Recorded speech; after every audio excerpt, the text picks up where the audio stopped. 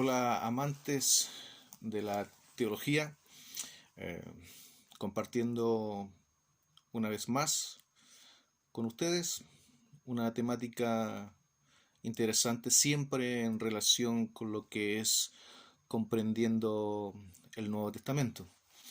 En esta oportunidad quiero compartir una de mis temáticas desde mis archivos, así que estaré leyendo y recordando también estos artículos hoy con un tema llamado redención del pecado original.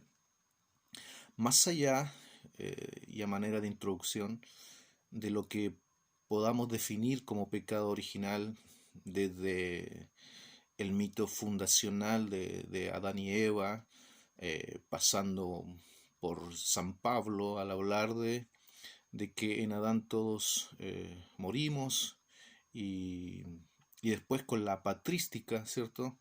En donde se nos hace totalmente culpables de un pecado al momento de nuestra gestación, por así llamarlo, tomando versículos de aquí y por allá. La idea de hoy es tomar esa dogmática, esa idea de pecado original, e introducirla en los sinópticos y ver qué sale de ello, qué podemos rescatar, si es que hallamos en los sinópticos alguna idea sobre el pecado original.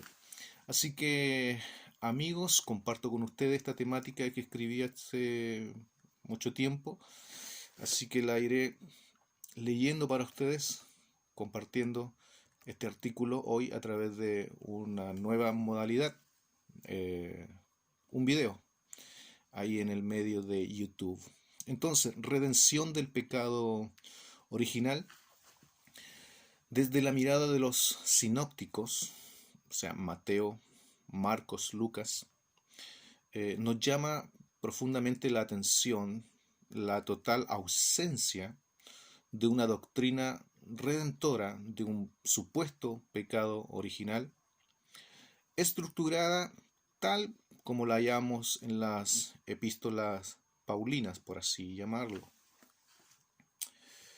Para Pablo, el hombre es un ser que ha caído en maldición y condenación a consecuencia del pecado adámico y que, en razón de ello, debe ser redimido de dicha maldición. Sigo compartiendo este artículo.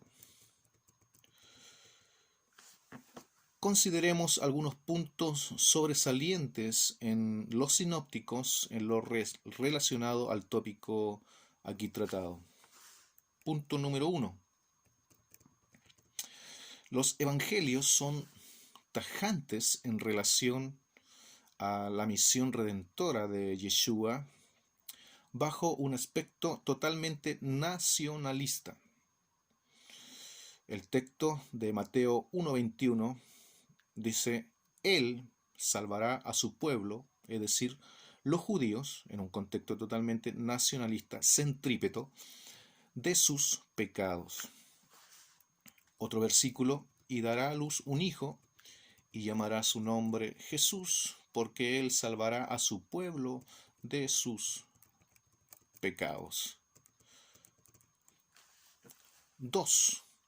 La ausencia de Adán y Eva como entes directos en esta redención es totalmente ajena a los sinópticos, a tal punto que Adán es solo un ente genealógico, según lo relata Lucas capítulo 3, 38, en donde dice: hijo de Enoc, hijo de Set, hijo de Adán, hijo de Dios.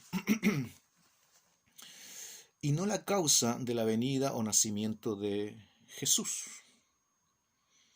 Entre paréntesis, Eva ni siquiera es mencionada, siendo esta la causante, según la Biblia o según la dogmática que nos han compartido durante siglos, según la Biblia, de que Adán pecara. Y Adán no fue engañado, dice Timoteo, sino que la mujer, siendo engañada, incurrió en transgresión. 3. El mensaje supuestamente de redención universal en los labios de Jesús no aparece por ningún lado. Por el contrario, su mensaje es prohibido para gentiles y samaritanos, ya que con esto se refuerza una vez más su misión nacionalista, cuando de forma categórica se envía a los discípulos a la casa perdida de los hijos de Israel. Veamos estos versículos. Y respondió él, dijo: no he sido enviado sino a las ovejas perdidas de la casa de Israel. Mateo 15, 24, Mateo 10, 5 al 8, Marcos 6, 7 al 13, Lucas 9, 1 al 6, señalando lo siguiente: a estos 12 envió Jesús y les dio instrucciones diciendo: por camino de gentiles no vayáis, y en ciudades samaritanos no entréis, sino id antes a las ovejas perdidas de la casa de Israel.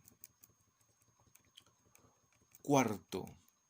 El mensaje de Yeshua es tan nacionalista que en su plática con una cananea la llama perro, simplemente así, al igual que sus contemporáneos llamaban a todos los que no eran de su raza. Del griego cunarion, perrito, aquí empleado para referirse a los gentiles. Mateo 7:6. El uso del diminutivo parecería, según algunos autores, atenuar en parte el sentido despectivo del vocablo. 5. Para Jesús, la salvación o redención siempre tuvo que ver con librar de un juicio terrenal, como lo vemos en Mateo 24:40. Uno será llevado y el otro dejado. Y dicha salvación aún se hallaba en el futuro próximo a ello, y no, como hemos señalado y seguiremos señalando en muchos artículos, no en 21 siglos después. Lucas 21:28, erguíos, se acerca vuestra redención. Es decir, siempre el concepto soteriológico en boca de Jesús o en palabra de los autores de los sinópticos tiene que ver con una salvación nacional, con una redención, con un perdón de pecados a su propio pueblo, a nadie más, y dejando fuera todo concepto o todo rasgo de este supuestamente pecado original por el cual Jesús ha venido al mundo a redimirnos. Bajo estos sobresalientes puntos, no podemos dejar de sorprendernos de grandes diferencias entre el Jesús de los sinópticos y el Jesús paulino en cuanto al mensaje de redención. En palabras simples, para Jesús la salvación tenía que ver con guardar la ley, los preceptos de la Torá, pero para San Pablo la salvación tiene que ver con aceptar a Jesús como Mesías en rescate de un mundo quebrantado por el pecado de Adán. Nos preguntamos cuál es la razón de la total ausencia del pensamiento paulino en los evangelios.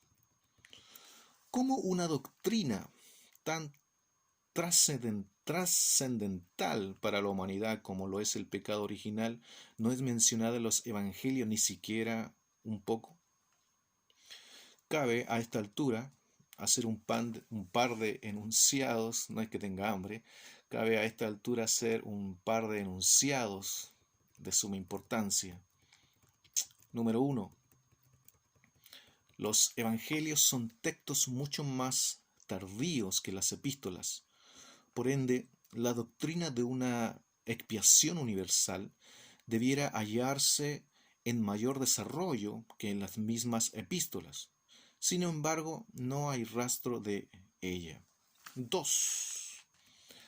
La doctrina de la sustitución o muerte vicaria es totalmente contraria a la lectura de ciertos pasajes claves en lo relacionado con el pecado. Por ejemplo, Ezequiel 18, 1 al 20, Deuteronomio 24, 16.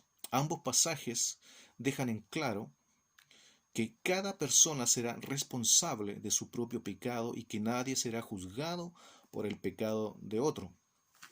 Entonces, ¿cómo es posible reconciliar estas ideas con un Dios que castiga a toda la humanidad por el pecado de otros, como lo son Adán y Eva? El judaísmo rechaza rotundamente el concepto de muerte expiatoria del Mesías, mientras que para el Nuevo Testamento es un dogma fundamental. El Mesías judío solo es un caudillo que redime a su pueblo del yugo opresor de los reinos de turnos, por ser este mismo un rey descendiente de la dinastía davídica. En resumen, el concepto de pecado original en la boca de Jesús o en los sinópticos está totalmente ausente. No hay ninguna mención en los sinópticos de un supuesto pecado original por el cual sea la razón, motivo de la venida de Jesús. No así cuando nos introducimos un poco en la lectura de las epístolas paulinas, en donde para Pablo el Mesías tiene una muerte vicaria, una muerte sustituta, y que nos viene a redimir de un supuesto pecado adámico que nos ha maldecido, que nos ha traído muerte. Entonces, desde los sinópticos no existe una idea de pecado original que esté en estrecha y directamente relacionada con la venida del Mesías. Para Jesús, con esto concluimos, la salvación tiene que ver con guardar la ley de Dios.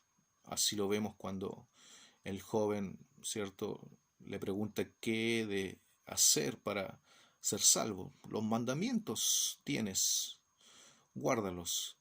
Pero no así para Pablo, que tiene la idea de que el Mesías ha venido a reconciliar un mundo quebrantado por un supuesto pecado. Lo que Pablo no sabía es que Adán y Eva simplemente es un mito fundacional y que el Bereshit no tiene nada que ver con un pecado original, sino más bien explica de manera pedagógica por qué se celebraba el Shabbat. Entonces, en nuestra investigación en cuanto a los sinópticos, no existe la idea de pecado original.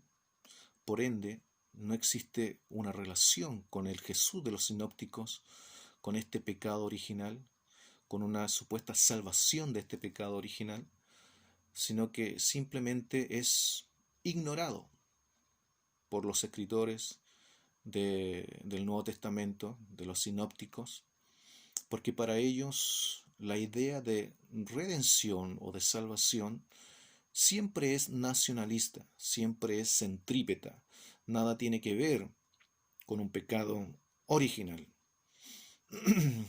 Bien amigos, espero que este video sirva también para profundizar esta temática. Espero seguir compartiendo con ustedes de una manera simple, directa, sin tanto filtro ni editaciones, sino tal cual lo podemos grabar desde este lugar, en donde eh, comparto estudios, guitarreo un poco. Así que les mando un abrazo y será hasta el próximo video con otra nueva temática en relación a comprender el Nuevo Testamento desde un análisis más crítico, más histórico, desde un análisis diacrónico, sincrónico, para que así podamos rescatar una lectura más sana y libre de mitología, sino que más bien eh, desde el contexto vital de los escritores del Nuevo Testamento. Un abrazo, hasta el próximo video.